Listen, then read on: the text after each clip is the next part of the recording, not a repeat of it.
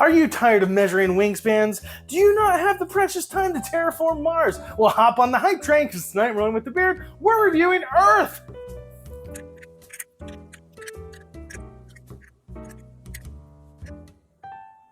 Here we have the table set up for a 3-player game of Earth. Earth is a tableau builder for 1 to 5 players, taking roughly an hour to an hour and a half.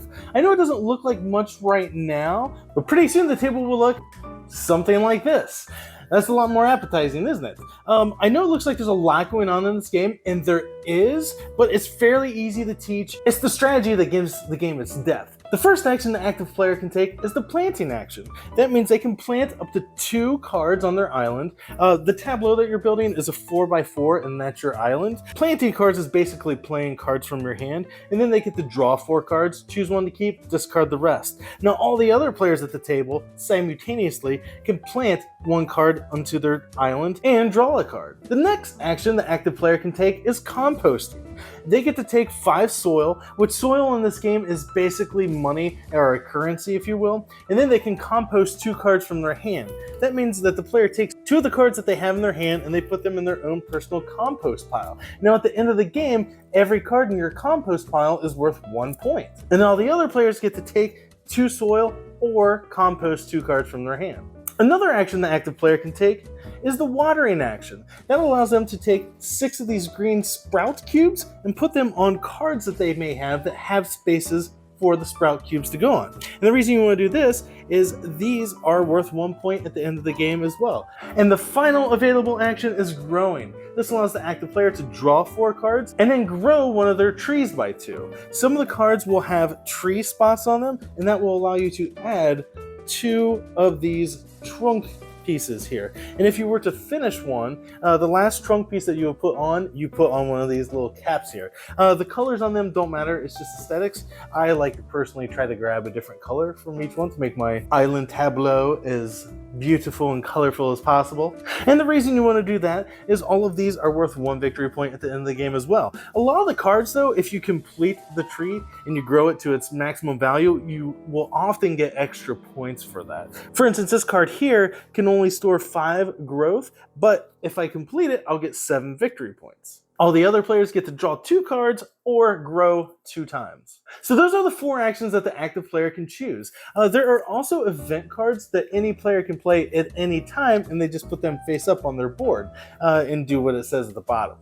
And I'm saving the most exciting part of this game for last, because it's kind of an engine building element. So when the active player chooses, say, this orange action, you can move your little marker there so you can remember what color you're doing. So, you know, they're doing their thing, they're getting their 5 soil and composting 2 cards from their hand, while everyone else is either taking 2 soil or composting 2 cards from their hand. But they get to activate all the cards in their island tableau of that matching color, starting from the upper left-hand corner, going to the right and working their way down. So this player here can activate this card, and that allows them to get rid of a card from their compost pile to draw 2 more cards. Then they can do this one down here, which allows them to compost a card from their hand to get 2 soil. Then they can do that. So it starts this whole chain of reactions. So during the end or later turns of the game, you just get to do all kinds of fantastical things, not only on your turn, but during other players' turns. And this game has almost 0 downtime. And that is a brief overview of Earth, the board game. Not really like Earth. As you can tell, the game is fairly simple to teach. Actually doing well and excelling at the game, that's a whole different story, but we'll get to that in just a moment. When I first saw this game, which I'm sure many of you have, if you spent any time in the board game space online, you're probably familiar with it or have seen it. My first introduction to it, I saw it, and to be honest, I totally dismissed it. Was not interested, largely because it's a card-driven game and all the cards in it are photos. I know that's just the art style, but that was a big turnoff for me. It doesn't bother me now, and actually, the more I play it, I find it quite endearing because all the photos in it are absolutely amazing. They're beautiful photos, and all the cards, in addition to those wonderful photos, have little facts about each plant. And there's so many cards. There is a ridiculous amount of cards in this game. So going into this, I had very low expectations. The only reason I even picked it up was because of the hype, and I'm a full, I fall for FOMO and get on the hype train all the time. But does this game offer anything new that hasn't already been done in, say, Wingspan or Terraforming Mars or Ark Nova? No, it doesn't. It doesn't do anything new, really. I can't think of it. It follows that same formula as the one person chooses an action and everyone else around the table gets to take a lesser action. But with that being said, this is probably the best edition of that. Like, it is so streamlined, so clean, and there is no downtime, and it runs fast. Even a 5-player game doesn't take more than probably an hour and a half, even when you're teaching new players. And it just is so snappy. It is a fantastic game. And definitely one of the top engine builders that I've played. That is probably one of my favorite things about the game. So say the active player takes that red action. After you do that, then you get to go through your tableau on your island of all the cards you laid out and activate all the red abilities that you have on there. And you have to do them starting, in a certain orientation, starting in the upper left-hand corner and working your way across and down. So that adds another layer to that onion of strategy. When you're getting those cards, not only does it matter which cards you get, but it also greatly matters where you place them as well, because you don't want something to trigger off in an incorrect order. Like, you don't want to draw cards after you've had the opportunity to compost cards from your hand. You want to get those cards first, then you want to compost them. It's really thinky. And man, the first game or two or three, it is a little bit overwhelming on, you know how to play. Playing it is easy, but which direction do you take it? And you really have to be flexible with this one, because there's so many cards, yes, but man, there are times when you could just, draw cards that are not going to work with the engine that you thought you were going to build. So you got to be flexible. You got to be like water, fit in any container, which is another thing I love about this game. It is just the way every game you play is different. And a lot of that too has to do with that main board in the middle, where you have those different achievements that you can get. And the sooner you get those achievements, the more points you get. There's actually a flip side to that board where everyone gets 10 points for meeting the achievement, whatever said achievement may be.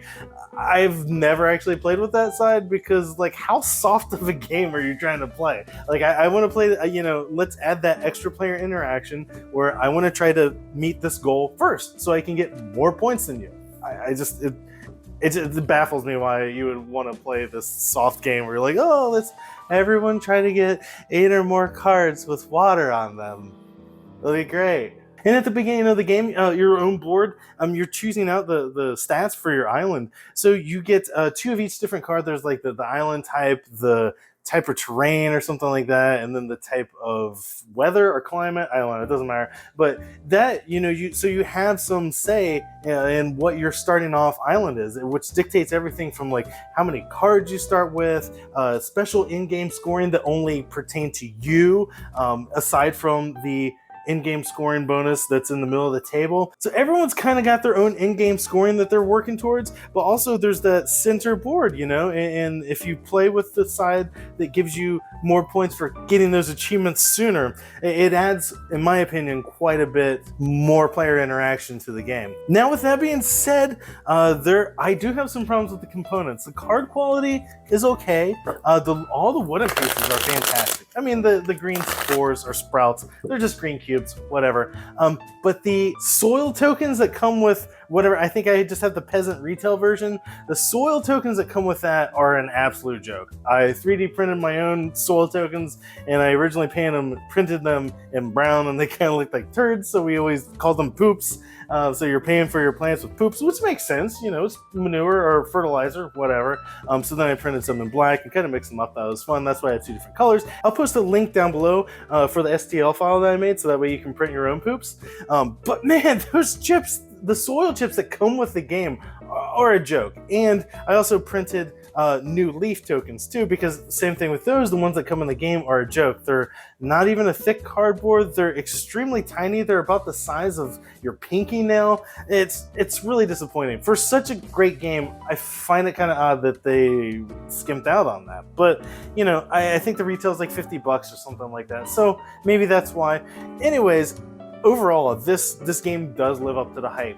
It is definitely going to be one of my favorite, if not favorite, games released in 2023. Between the game having zero downtime, it being easy to teach, and giving you quite an experience, fulfilling experience at that, in about 60 minutes, depending on player count, maybe 90 minutes, there's really no way to not fall in love with this game. After the first play, like, all I kept thinking of, I just want to play Earth again. Actually, while I was recording this video, just having this stuff set up on the table, I wanted to play it again. It is really good. It's definitely staying in the Beards collection, and I look forward to any other games coming from this designer. I'm not even going to try to say their name because I know I'm going to butcher it. Anyways, if you found this episode entertaining or informative at all, please consider clicking that subscribe button and join us again. And thanks for watching. And just go get this game. It's so good. It's so good. Not perfect, but man, it's so good. I just want to play more.